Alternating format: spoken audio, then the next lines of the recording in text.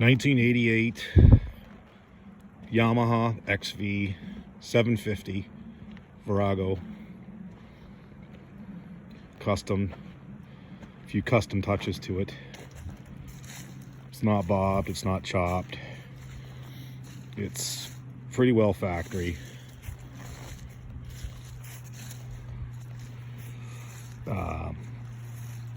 Painted the front and rear fender and the side covers. Changed the rear light to a bobber style light, like a cafe bobber style light and plate, just to clean up the rear on these. These look hideous with the factory one. They actually look pretty good when their factory fenders are able to be seen. Add an LED light bulb, just a bulb, not the full front light, just to kind of cut down on the amps pulling on this old system. Added a tool bag on the front, which has everything I need to pull my carburetors, make adjustments, or battery maintenance on the road. Has a slipstream on it for the highway. One thing I haven't got around to is painting the crash bars, because they look really good when you paint those. I haven't gotten to it yet this year, and it's getting to be winter, so I will when the snow starts to fly, but right now I'm just riding it every chance I can get. I've had it apart a million times, painted it, put it back together, added a little splash of black to the tank. It's still red on the ownership, but I think it still passes because you can still tell it's red. But these bags they came with it, but they were off of V-Star or of Lucia. And then those racks are off of a Boulevard, so I had to bolt them on. I had to do some measurements and take things apart and check it out. And they hold my gas cans. I have spare gas in here and on the other one because I ride it on the highway to work. And it's got a low capacity, so it only holds like 8 or 10 liters, depends on how hard I ride it. And it gets decent mileage, but it's just such a small peanut tank from the factory that you can't really go super far. And this was the 750 with no pump, so it didn't have the extra tank. It just has a cavity for like the tools, and then it wasn't as efficient because it never came with that little pump that you would see on the other side here of that cavity there. And on into there would just be a tank, but it's not. It's just where the tools would go, which this one didn't come with. But yeah, no, I didn't cut anything, and I didn't. They make good bobbers. They make good bobbers and good cafe racers because they're small. They're not as big as like a classic soft tail, like a Vulcan, or they're not as big, wide, and long as like the Shadows, like the new version Shadows. When these went to the XVS, everything kind of turned into a soft tail classic, or more like a Dyna style, like bigger, longer, wider rims, triple trees, frames, everything a little bit just more stretched out, more comfortable. But you definitely sat on top of those bikes, and this bike is really good on the highway because you sit in it. So something else I added here is the 1985 bars off an XV1000, or 84 or 85, whenever the 1000 came out. I added that because I just thought it was cool for the clamp. I was going to put a triple clamp, it's not. And I used the short risers, not the tall risers that the 750 comes with. And then these are just MGO mirrors because I did so many different kinds of bars when I got this. I didn't know what I was doing with it. I just found it more useful as a bagger for work, so turning into a bobber wasn't going to be an option. I need to have at least one tank of gas in one of those two bags. I usually have a side pack, and then my lunch goes in the other bag, so it gets me to work on the highway. And it does well on the highway, it just revs a little high. Nothing too uncomfortable. I'm with traffic at 130k, sometimes 140, no problem. But without that sixth gear, it just sort of burns up more gas. And it needs a sixth gear, and it needed a bit of a taller tank or something. Just hold a couple more liters to get me through my shifts, my 3-day weekend shift. And I can go through 2 days, no problem, but on 3 days, even in the summer, that gas doesn't want to hang around in it. But on the back roads, it's fantastic. Anything 110 or under, 105 is fine. So when I'm doing like 95 to 105, it's great, but not on the 400 series highways. So the main things I did to it mechanically were battery and wires. I put the battery in it and I fixed some wires, and then I'll talk more about this after, but I rebuilt the petcock, and then both carbs, they must come out. We'll talk about it after. I did the engine case on the other side here, and the clutch. So I did the clutch and the springs. You must do both. You really should do both. And then your clutch seal, your case seal. And then I've done a few oil changes. I've even damaged this. I actually broke one of these, so I'd order that off eBay. And you can get them made out of billet. Do it. It's worth every penny. But even if you could just find one, good luck. And they do not match. So 86 and up are for these bikes, and 85 and back are for that style of bike. They really are not interchangeable. So 86 to 99 or 2000, whenever the 750 1100s ended, that's one model, and 85 to 81 was the first gen. Even if they had the dual shocks, that still was a different cap. I found that out the hard way. So I think that's it mechanically, really. When I was changing bars out, I pulled a wire in here accidentally. It just took me a lot of searching to find it was just in the plug there. Popped out, and I found it and I welded it on or soldered it, and it works. It's been working out great. So I mean, talking about the carbs and the petcock, the carbs are a must, and the petcock goes hand in hand on this bike. This is vacuum controlled, so it runs on pulse. You have no fuel pump pumping it out of that auxiliary gas tank, and because it doesn't have any of that equipment.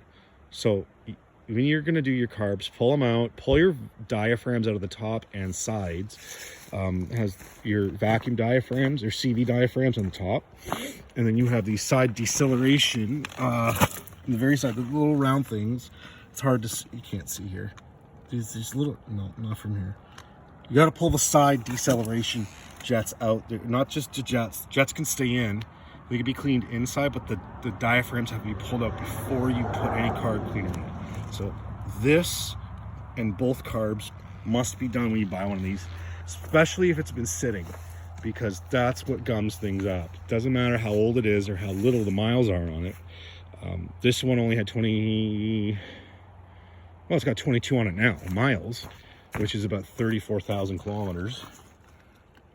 But it had 19,000 miles on it when I bought it, so 5,000 kilometer. I put it on it this year. But it's when they sit. Like, this one was rode hard and put away wet, so that's why I painted my fenders. I've had it apart a million times, deciding what I was going to do with it. But like, yeah, this is original, like maroonish red, but it's beat. And I don't mind because it looks natural. It's not like I patinaed it. It's naturally like that. And then I had that on the applique, and it cracked up really nice. I just taped off that, and that was done the same way too, but it looked too fancy in the front, and then this was blacked out in the rear because I think someone pulled this fender off of something else, and it did not have the gold trim at the front and the tank and fender did. So I wanted it to match, but anyway, it's been really fun.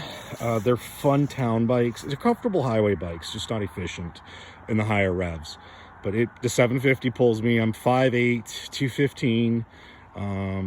I sit on it perfectly. If I was any taller, like, I work out and man, my legs cramp. They don't appreciate this bike. If I was any taller, I don't know how some of you 6-footers or 5'10ers even do it on these bikes, even the 1100. If I could find an 1100, I'd go for it with an 1100 just for that extra juice. It's the same case, it's the same motor, it's just a different bore and stroke, a little bit of a different drivetrain. And yeah, I'm really happy with it. I will be upgrading to a larger bike for work for the highway, and I will love to keep this bike around for town and back roads. It's just not a distance bike because of how small that tank is. It's not efficient. It's running the best I've ever been able to tune it. For these carbs, it's on the top of the carbs under the tank here is where you're going to find your air oxygen mix screw. So after you do all your your set stuff, you actually got to turn this tank, unhook it, turn it around, run it, and you have to turn your air oxygen screws in the top all the way in, and then all the way out, 2.5 to 3 turns out, And I leave it on the richer side and find it burns better on the richer side. I get a bit more mileage out of it on the richer side, and it doesn't run as hot than running it lean. But other than that, I have one horn is not working, which is probably the same reason my signal wasn't working. But yeah, that's it. They're 88 750 Virago Custom. I took a lot of inspiration from Shade Tree Surgeon to get an old bike and fix it up, and as well as Saddle Tramp, especially the style, this sort of Sportster copy style. Like I said, it's a small bike. It copies a Sportster without getting too far into the history on this bike. These were Sportster competitors. They're a little smaller, but with Japanese bikes, as usual, you get a bit of a mixed bag because they try to ram too many features into something instead of just making a simple motorcycle. So when they copied the Sportster, they were trying to make this almost like a Dyna, but it was so small. I mean, they do certain design things, like I have these trunks on here, and then they make it, everything looks sort of bulky here, and just like too much going on, in my opinion. But then what they did is they gave it a shaft drive. There's, you know, there's your diff, this really nice smooth shaft drive, which is really nice, but that's for that's like big bike stuff, you know. And but then they put these bull horns on them and beach bars and stuff, and it's a small bike. It's not like the Intruders of the time that Suzuki was putting out. That was more like a Dyna, and they hadn't quite made, it wasn't anything like the Venture, Yamaha Venture, which was the Goldwing fighter, which is, you know, your Dyna glides and your glides all together, like your bigger touring bikes. So this was, yeah, it was an interesting mishmash of motorcycles all smashed into one that had adjustable shocks that you could put a passenger on when the passenger weren't too big. It is what it is. It's not a big bike.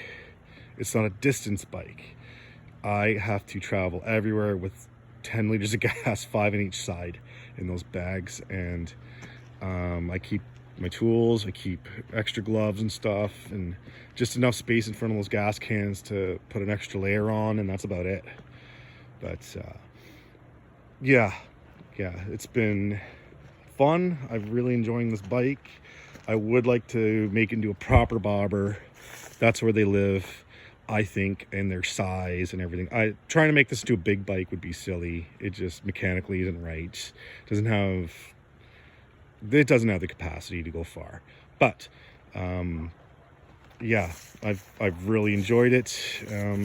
Like I said, I added the splash of paint to the tank, those bars, that slipstream. I added those racks for those bags. Blacked out the front and rear fender, the covers. I actually did the rims and the lowers myself. I forgot to mention that. That's what I was trying to get to. I was going over the paint yet again for the third time now in this video. But it's been reliable. So I've had it 6 months.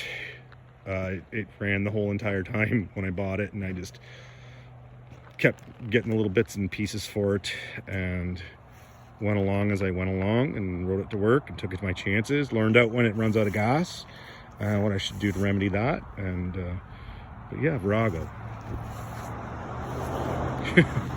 I don't know what else there is to say. It's a cool old bike if you're mechanical, okay, and it's a good experience. It's my third bike I've owned. I can't say if it's been a good starter bike because it's my third bike, and I don't know what constitutes a good starter bike. I started on an XV750, so I have no idea what a good starter bike is. But it's a fun cruiser. It's an easy riding cruiser, I think, but take that with a grain of salt. I don't know what a good starter bike is. So I guess I'll leave it there. Any questions or comments, I guess you could leave down there where they go, and I'd be happy to answer anything for you. Bye for now.